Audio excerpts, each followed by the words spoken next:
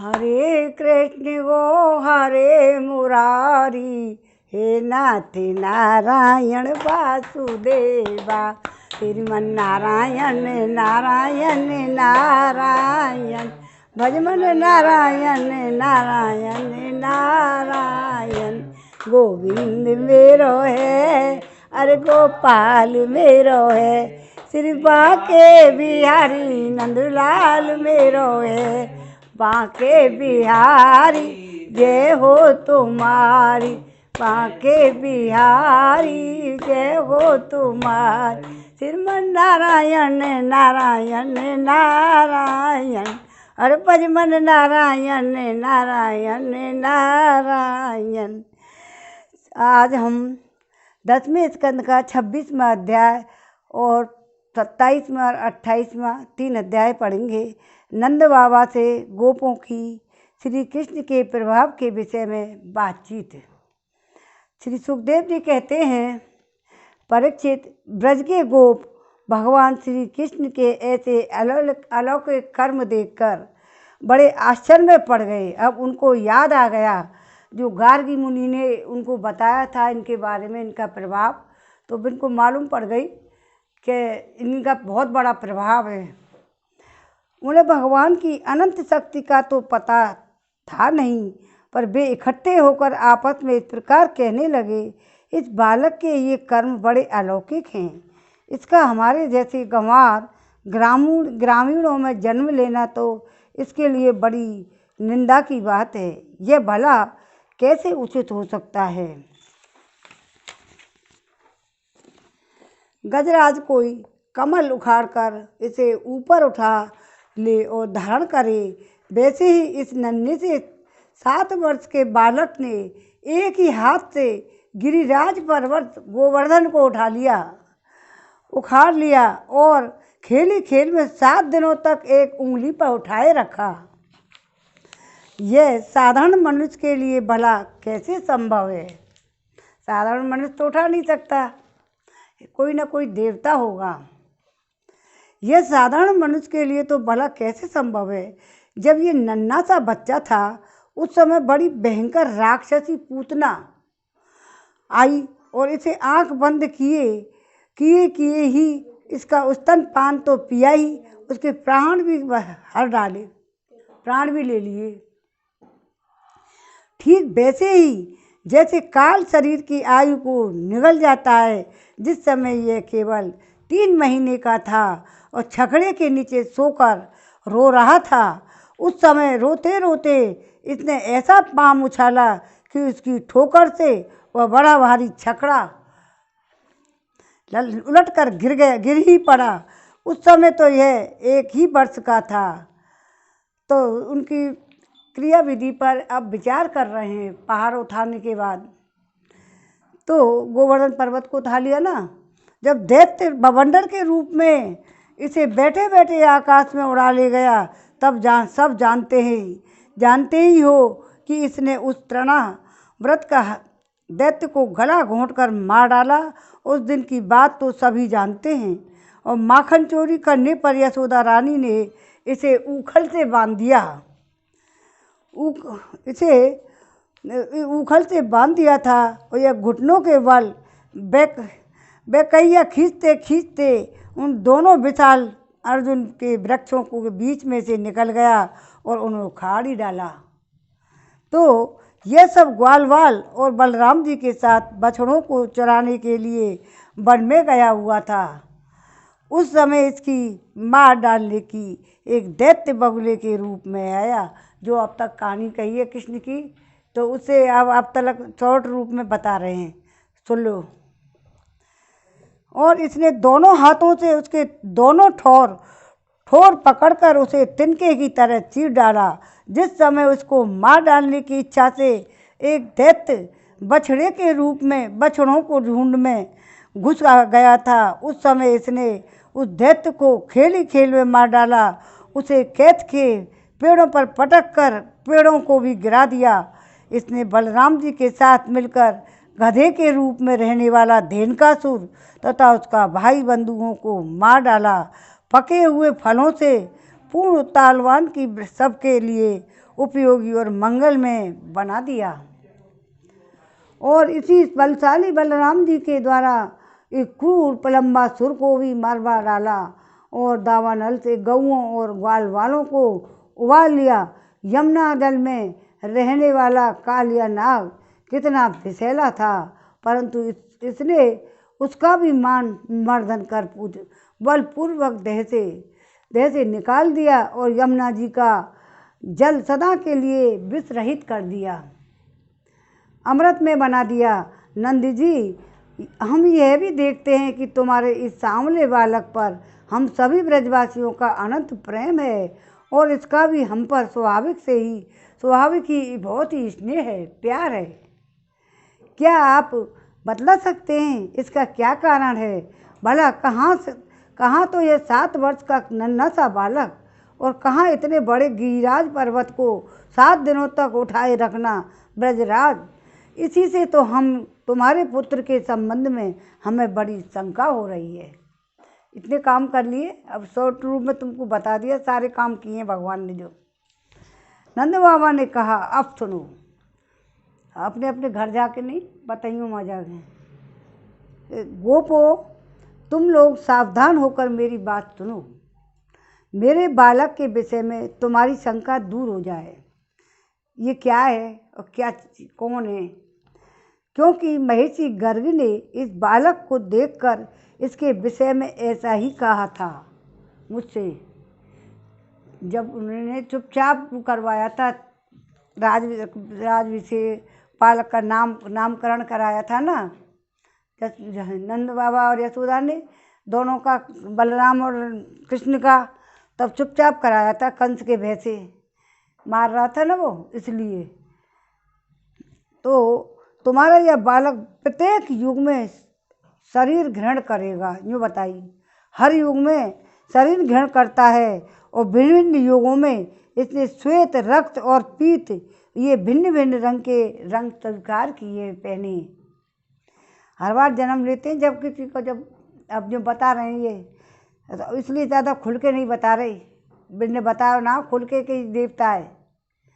तो इस बार यह कृष्ण वर्ण में हुआ है, कभी गोरा हुआ है, कभी सांवला हुआ है, कभी कैसे श्वेत वर्ण का, अब कृष्ण वर्ण में हुआ है, काला।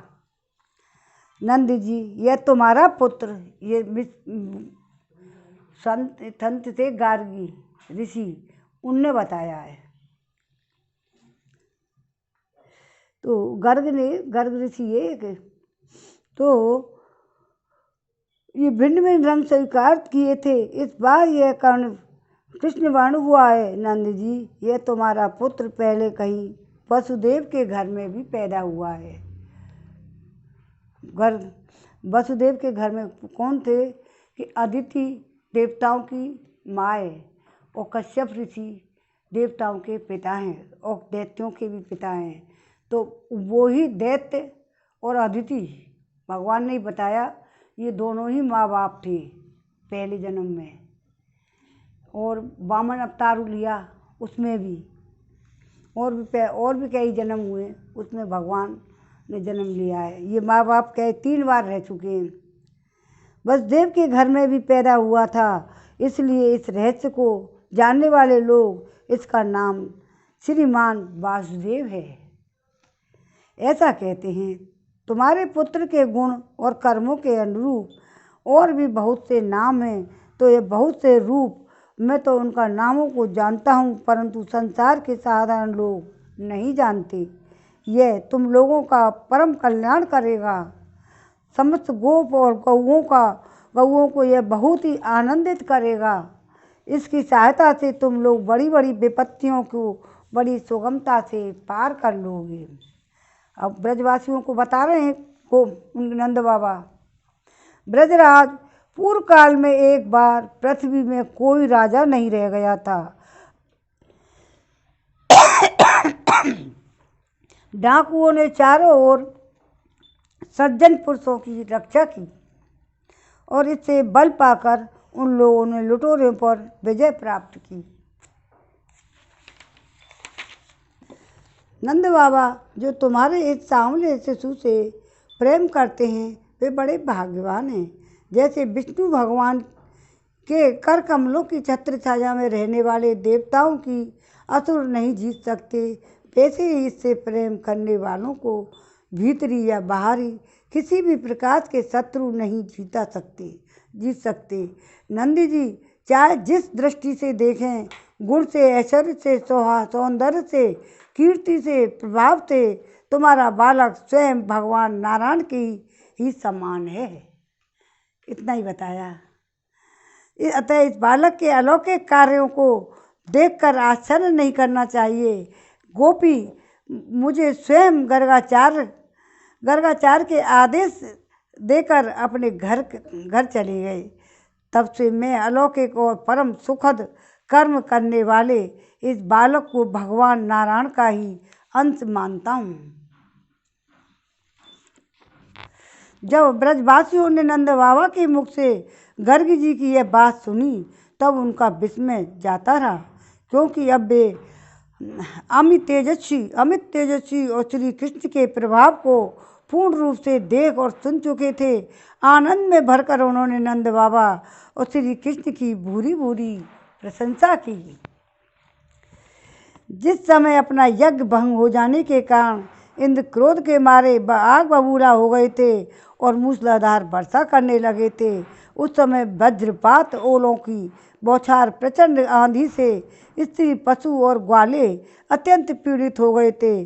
अपनी शरण में रहने वाले ब्रजवासियों की यह दिशा देखकर भगवान का हृदय करुणा से भरा आया, परंतु फिर एक नई लीला करने के विचार से वे तुरंत ही मुस्कुराने लगे।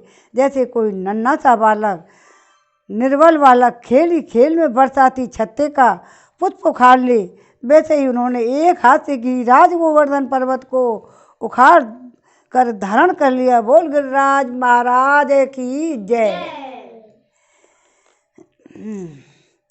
धारण कर लिया और सारे ब्रज की रक्षा की। इंद्र का मद चूर करने वाले वे ही भगवान गोविंद हम पर प्रसन्न हों। श्रीमन नारायण नारायण नारायण, भजमन नारायण नारायण नारायण। गोविंद मेरो है, अरे गोपाल मेरो है, श्री बांके बिहारी नंदलाल मेरो है। बांके बिहारी जय हो तुम्हारी, जय हो तुम्हारी लाला, जय हो तुम्हारी। अब कृष्ण लीला चल रही हैं। अब ये विराम देते हैं यहाँ 26वें अध्याय का। अब 27वां अध्याय श्री कृष्ण का अभिषेक, 10वें स्कंद का 27वां अध्याय। श्री कृष्ण का अभिषेक। श्री सुखदेव जी कहते हैं, परीक्षित, जब भगवान श्री कृष्ण ने गिरिराज गोवर्धन को धारण करके मूसलाधार वर्षा से ब्रज को बचा लिया, तब उनके पास गोलोक से कामधेनु बधाई देने के लिए और स्वर्ग से देवराज इंद्र अपने अपराध को क्षमा कराने के लिए आए। भगवान का तिरस्कार करने के कारण इंद्र बहुत ही लज्जित थे, इसलिए उन्होंने एकांत स्थान में भगवान के पास जाकर अपने सूर्य के समान तेजस्वी मुकुट से उनके चरणों का स्पर्श किया। परम तेजस्वी भगवान श्री कृष्ण का प्रभाव देखकर सुनकर इंद्र का यह घमंड जाता रहा। मैं ही तीनों लोकों का स्वामी हूँ। अब उन्होंने हाथ जोड़कर उनकी स्तुति की। अब इंद्र स्तुति कर रहे हैं। इंद्र ने कहा, भगवान, आपका स्वरूप परम शांत और ज्ञान में रजोगुण और तमोगुण से रहित एवं विशुद्ध, अप्राकृत और तत्व में है। यह गुणों के प्रवाह रूप से प्रतीत होने वाला प्रपंच केवल माया में है, क्योंकि आपका स्वरूप न जानने के कारण ही आप में इसकी प्रतीति होती है। अब बंद कर ले। जब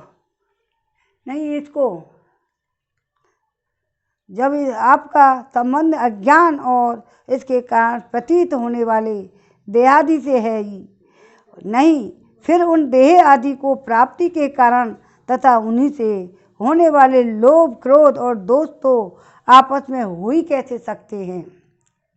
हे प्रभु, इन दोषों का होना तो अज्ञान का लक्षण है।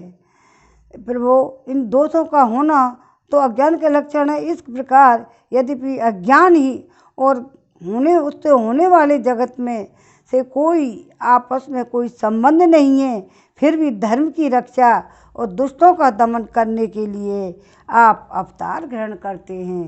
हे प्रभु, और निग्रह अनुग्रह भी करते हैं।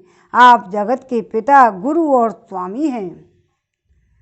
आप जगत का नियंत्रण करने के लिए दंड धारण किए हुए दुस्तर त्याल हैं। आप अपने भक्तों की लालसा पूर्ण करने के लिए स्वच्छंदता से लीला शरीर प्रकट करते हैं। और जो लोग हमारी तरह अपने को ईश्वर मान बैठते हैं, उनका तो मान मंडन करते हुए अनेकों प्रकार की लीलाएं करती है, हमारे जैसों का घमंड दूर करते हैं। ये इंद्र प्रार्थना कर रहे हैं, स्तुति कर रहे हैं। हे प्रभु, जो मेरे जैसे अज्ञानी अपने को जगत का ईश्वर मानने वाले हैं, वे सब देखते हैं कि बड़े बड़े भय के अवसरों पर भी आप निर्भय रहते हैं, तब वे अपना घमंड छोड़ देते हैं और गर्व रहित होकर संत पुरुषों के द्वारा सेवित भक्ति मार्ग का आश्रय लेकर आपका भजन करते हैं। हे प्रभु, आपकी एक एक चेष्टा दुष्टों के लिए दंड विधान है। हे प्रभु, मैंने ऐश्वर्य के मद से चूर होकर आपका अपराध किया है। क्योंकि मैं आपकी शक्ति और प्रभाव के संबंध में बिल्कुल अनजान था। परमेश्वर, आप कृपा करके मुझ मूर्ख अपराधी का ये अपराध क्षमा करें। मैं तो ऐसे बार बार अपराध ही कर देता हूँ, और ऐसी कृपा करें कि मुझे फिर भी कभी ऐसी दुष्ट अज्ञान का शिकार न होना पड़े। स्वयं प्रकाश इंद्रियातीत होते हुए परमात्मन, आपका यह अवतार इसलिए हुआ है कि वे जो असुर सेनापति केवल अपना पेट पालने में ही लग रहे हैं, पृथ्वी के लिए बड़े भारी भार के कारण बन रहे हैं, उनका वध करके उन्हें मोक्ष दिया जाए। और जो आपके चरणों के सेवक हैं, आज्ञाकारी भक्तजन हैं, उनका अभ्युदय हो, उनकी रक्षा ही। हे भगवान, मैं आपको नमस्कार करता हूँ। आप सर्वांतर्यामी पुरुषोत्तम तथा सर्वात्मा वासुदेव हैं। आप यदुवंशियों के एकमात्र स्वामी, भक्त वत्सल एवं सबके चित्त को आकर्षित करने वाले हैं। मैं आपको बार बार नमस्कार करता हूँ। आपने जीवों के समान कर्मवन होकर नहीं, स्वतंत्रता से अपनी भक्तों की तथा अपनी इच्छा के अनुसार शरीर स्वीकार किया है। आपका यह शरीर भी विशुद्ध ज्ञान स्वरूप है। आप सब कुछ हैं, सबके कारण हैं, सबके आत्मा हैं। मैं आपको बार बार नमस्कार करता हूँ। भगवान, मेरे अभिमान का अंत नहीं है, और मेरा क्रोध भी बहुत ही तीव्र और मेरे बस के बाहर है। जब मैंने देखा कि मेरे यज्ञ तो नष्ट कर दिया गया, तब मैंने मूसलाधार वर्षा और आंधी के द्वारा सारे ब्रजमंडल को नष्ट कर देना चाहा, परंतु प्रभु, आपने मुझ पर बहुत ही अनुग्रह किया। मेरी चेष्टा व्यर्थ होने से मेरे घमंड की जड़ उखाड़ गई। आप मेरे स्वामी हैं और मेरे आत्मा हैं। मैं आपकी शरण में आया हूँ।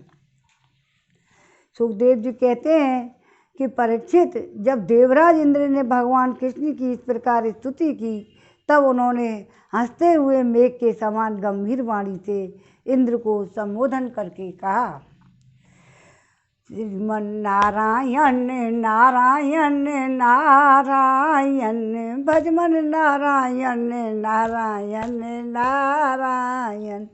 श्री भगवान ने कहा, इंद्र, तुम ऐश्वर्य और धन संपत्ति के मत से पूरे पूरे मत वाले हो रहे थे, इसलिए तुम पर अनुग्रह करके ही मैंने तुम्हारा यज्ञ भंग किया है। यह इसलिए कि अब तुम मुझे नित्य निरंतर स्मरण रख सको। जो ऐश्वर्य और धन संपत्तियों के मद में अंधा हो जाता है, वह यह नहीं देखता कि मैं काल रूप परमेश्वर हाथ में दंड लेकर उसके सिर पर सवार हूँ। मैं जिस पर अनुग्रह करना चाहता हूँ उसे ऐश्वर्य भ्रष्ट कर देता हूँ। और इंद्र, तुम मंगल हो। अब तुम अपनी राजधानी अमरावती में जाओ, मेरी आज्ञा का पालन करो। अब कभी घमंड ना करना, नित्य निरंतर मेरी सन्निधि का मेरे संयोग का अनुभव करते रहना और अपने अधिकार के अनुसार उचित रीति से मर्यादा का पालन करना। परीक्षित इस प्रकार आज्ञा दे ही रहे थे कि मनुष्यनी कामधेनु ने अपनी संतानों के साथ गोप वेशधारी परमेश्वर श्री कृष्ण की वंदना की और उसको संबोधन करके कहा, वो भी आ गई। कामधेनु ने कहा, हे सच्चिदानंदन स्वरूप श्री कृष्ण, आप महायोगी योगीश्वर हैं। आप स्वयं विश्व हैं, विश्व के परम कारण हैं, अच्युत हैं, संपूर्ण विश्व के स्वामी। आपको मैंने अपने रक्षक के स्वरूप में प्राप्त कर हम तो सनात हो गई। आप जगत के स्वामी हैं, परंतु हमारे तो ये परम पूजनीय आराध्य देव ही हैं। हे प्रभु, इंद्र त्रिलोकी के इंद्र हुआ करें, परंतु हमारे तो इंद्र तो आप ही हैं।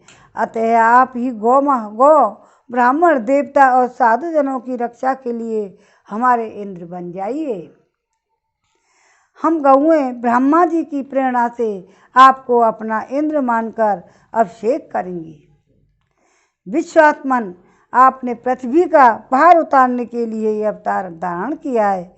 श्री सुखदेव जी कहते हैं कि परीक्षित, भगवान श्री कृष्ण ऐसा कहकर कामधेनु ने अपने दूध से और देव माताओं की प्रेरणा से देवराज इंद्र ने ऐरावत की सूंड के आनंदित किया और नंद बाबा ने वरनलोक में पाल के इंद्रियातीत ऐश्वर्य और सुख संपत्ति की देखा और यह भी देखा कि वहाँ के निवासी उनके पुत्र श्री कृष्ण के चरणों में झुक कर प्रणाम कर रहे हैं। उन्हें बड़ा विस्मय हुआ। उन्होंने ब्रज में आकर अपने जाति भाइयों को सब बातें कह सुनाई। परीक्षित, भगवान के प्रेमी गोप और यह सुनकर ऐसा समझने लगे कि अरे, यह तो स्वयं भगवान है। तब उन्होंने मन ही मन बड़ी उत्सुकता से विचार किया, और क्या कभी जगदीश्वर भगवान श्री कृष्ण हम लोगों को भी अपना यह मायातीत स्वधाम, जहाँ केवल इनके प्रेमी भक्ति जा सकते हैं, क्या दिखलाएंगे क्या? परीक्षित, भगवान श्री कृष्ण स्वयं समदर्शी हैं, भला उनसे यह बात कैसे छिपी रहती। वे अपने आत्मीय गोपों की ये अभिलाषा जान गए और उनका संकल्प सिद्ध करने के लिए कृपा से भरकर इस प्रकार सोचने लगे। इस संसार में जीव अज्ञानवश शरीर में आत्मबुद्धि करके भांति भांति की कामना और उनकी पूर्ति के लिए नाना प्रकार के कर्म करता है। फिर उनके फलस्वरूप देवता, मनुष्य, पशु पक्षी ऊंची नीची योनियों में भटकता फिरता रहता है और अपनी असली गति को आज स्वरूप क्यों नहीं जानता और नहीं पहचान नहीं पाता। परम दयालु भगवान श्री कृष्ण ने इस प्रकार सोचकर उन गोपों को माया अंधकार से अतीत अपना परम धाम दिखलाया। भगवान ने पहले उनको इस ब्रह्म का साक्षात्कार कराया, जिस स्वरूप सत्य, ज्ञान, अनंत, सनातन और ज्योति स्वरूप है तथा समाधि निष्ठ गुणातीत पुरुष ही देखे गए जाते हैं। जिस जलाशय में अक्रूर को भगवान ने अपना स्वरूप दिखलाया था, उसी ब्रह्म हृदय में भगवान उन गोपों को ले गए और वहाँ उन लोगों ने उसमें डुबकी लगाई, यहीं की यहीं दिखा दिया। वह ब्रह्म हृदय में प्रवेश कर गए। तब भगवान ने उसमें से उनको निकाल कर अपने परम धाम का दर्शन कराया। अपने गोपों को उस दिव्य भगवत स्वरूप लोक को देखकर नंद आदि गोप परमानंद में मग्न हो गए। वहाँ उन्होंने देखा कि सारे वेद मूर्तिमान होकर भगवान श्री कृष्ण की स्तुति कर रहे हैं। यह देखकर सबके सब परम विस्मित हो गए। श्रीमन नारायण नारायण नारायण, भजमन नारायण नारायण नारायण। गोविंद मेरो है गोपाल मेरो है, श्री बांके बिहारी नंद लाल मेरो है। हरे कृष्ण गो हरे मुरारी, हे नाथ नारायण वासुदेवा। श्रीमन नारायण नारायण नारायण, भजमन नारायण नारायण नारायण। आरती हो जाए तुम्हारी।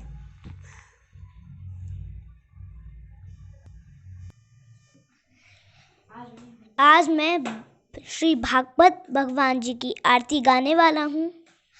श्री भागवत भगवान की है आरती, पापियों को पाप से है तारती। श्री भागवत भगवान की है आरती, पापियों को पाप से है तारती। ये अमर ग्रंथ ये मुख्य पंथ ये पंचम वेद निराला, नव ज्योति जगाने वाला। ये अमर ग्रंथ ये मुख्य पंथ ये पंचम वेद निराला, नव ज्योति जगाने वाला। हरि गान यही वरदान यही, जग की मंगल की आरती। पापियों को पाप से है तारती, श्री भागवत भगवान की है आरती। पापियों को पाप से है तारती। ये शांति गीत पावन पुनीत सा, कोप मिटाने वाला, हरि दरस दिखाने वाला। ये शांति गीत पावन पुनीत सा, कोप मिटाने वाला, हरि दरस दिखाने वाला। है सुख करनी है दुख हरनी, श्री मधुसूदन की आरती। पापियों को पाप से है तारती, श्री भागवत भगवान की है आरती। पापियों को पाप से है तारती। ये मधुर बोल जग फंद खोल सन, मार्ग दिखाने वाला, बिगड़ी को बनाने वाला। ये मधुर बोल जग फंद खोल सन, मार्ग दिखाने वाला, बिगड़ी को बनाने वाला। श्री राम यही घनश्याम यही, प्रभु की महिमा की आरती। पापियों को पाप से है तारती, श्री भागवत भगवान की है आरती। पापियों को पाप से है तारती। ओम नमो भगवते वासुदेवाय नमः। आज के आनंद की जय जय जय श्री राधे राधे श्याम। आज प्रदोष का व्रत है और आज सोमवार भी है और शिव जी का व्रत भी है, इसलिए आप बच्चे आज शिव तांडव बोलना चाहते हैं। चलिए शुरुआत करते हैं। जटाटवी गलज्जल प्रवाह पावितस्थले गले वलम्ब्य लम्बिताम्बुजङ्गटुङ्गमालिका डमड्डमड्डमड्डमन्निनादवड्डमर्वयं चकार चण्डताण्डवं तनोतु न शिवा शिवम्। जटाकटाह सम्भ्रम भ्रमण्यलिम्प निर्झरी विलोलवीचि वल्लरी विराजमान मूर्धनि धगद् धगद् धगद् ज्वलल्ललाट पट्ट पावके किशोर चन्द्रशेखरे रति प्रतीक्षणं मम। धराधरीन्द्र नन्दिनी विलास बन्धु बन्धुरस्फुरद् दिगन्त सन्तति प्रमोदमान मानसे कृपा कटाक्षि धोरणी निरुद्ध दुर्धरापदि क्वचित् दिगम्बरे मनो विनोद मे तु वस्तुनि। जटा भुजंग पिंगल स्फुरत् प्रणामणि प्रभा कदम्ब कुमकुम द्रव प्रलिप्त दिग्वधूमुखे मदान्ध सिन्धुरस्फुरत्वगुत्तरीय मेदुरे मनो विनोद मद्वदं विवर्त भूत भर्धरि सहस्रलोचनं प्रभुत्य शेषलेख शेखर प्रसून धूलिधोरणि विदूसराद्रिपीठ भुजंग राजमालया निबद्ध जाट जूटक श्रिये जियाय जायतां चकोर बन्धुशेखरः ललाट चत्वरज्वल धनञ्जय स्फुलिङ्गमाने पीत पञ्चसायकं नमन्निलिम्पनायकं सुधामयूखलेखया विराजमान शेखरं महाकपालि सम्पदे शिरोजटालमस्तु नः कराल भाल पट्टिका धगद् धगद् धगज्वल धनञ्जयाहुरीकृत प्रचण्ड पञ्चसाय धराधरेन्द्र नन्दिनी कुचार चित्रपत्रक प्रकल्पनैक शिल्पिनी त्रिलोचने रतिर्मम नवीन मेघमण्डली निरुद्ध दुर्धर स्फुरत् कहूनिशीतिनी तमा प्रबन्धबद्ध कन्दरं निलिम्पनर्जरी धरस्तनोतु कृति सिन्धु कलानिधान बन्धुर श्रियं जगद्धुरन्धरः प्रफुल्ल नील पंकज प्रपंच कालिमप्रभ बलंभि कंठ कंदली रुचि प्रबंध कंदरम स्मरच्छिदं पुरच्छिदं भवच्छिदं मखच्छिदं गजच्छिदान्त कच्छिदं तमन्त कच्छिदं भजे अखर्व सर्व मंगला कला कलंब मंजरी रस प्रवाह माधुरी विजृंभणा मधुव्रतम स्मरांतकं पुरांतकं भवांतकं मखांतकं गजांतकांतकांतकं तमंतकांतकं भजे जयत्पद भ्रमि भ्रम भ्रमद्भुजङ्गमश्वसध्वने गमत्क्रमस्फुरत् कराल भालव्यं दिमिद् दिमिद् दिमिद्वमं मृदङ्ग तुङ्गमङ्गलध्वनिक्रम प्रवर्तितं प्रचण्डताण्डवः शिवा सुशर्पि चित्रकल्पयो भुजङ्गमोक्तिकत्तजो ध्वनिष्ठरत्नलोचनयो स्मरद्धि पक्षपक्षयो तुषारवेन्द्र चक्षुषो प्रजामही महेन्द्र समप्रवृत्तिकत्कदा सदा शिवं भजाम्यहम् कदा निलिम्पनिर्झरी निकुञ्ज कोटले वस विमुक्त दुर्मतिः सदा शिरस्थवञ्जलिङ्गहन् विमुक्त लोललोचनो ललाम भाल लग्नक श्रीवेदि मन्त्रमुच्चरन् कदा सुखी भवाम्यहम् निलिम्पनाथ नागरी कदम्ब मोल मल्लिका निगुमफ निर्वर्षणं दुशिशिक मनोहरः तनोतु नो मनोवृदं विनोदिनी महे निशं परिश्रय परपदं तदङ्ग चतुष्रां चायः इमं विनेवमेव मोक्तमोक्तमोक्तमोक्तनं पठन् स्वरन्नवन्नरो विशुद्धिमेति संकदे हरे उरौ सुभक्तिमाश्रियाचिनाय धागते हिमोहनं विलेहिनां सुशङ्करस्य चिन्तमोहनं विलेहिनां सुशङ्करस्य चिन्तमोहनं विलेहिनां सुशङ्करस्य चिन्तनम् ओम नमः शिवाय। स्तुति बोलूं फिर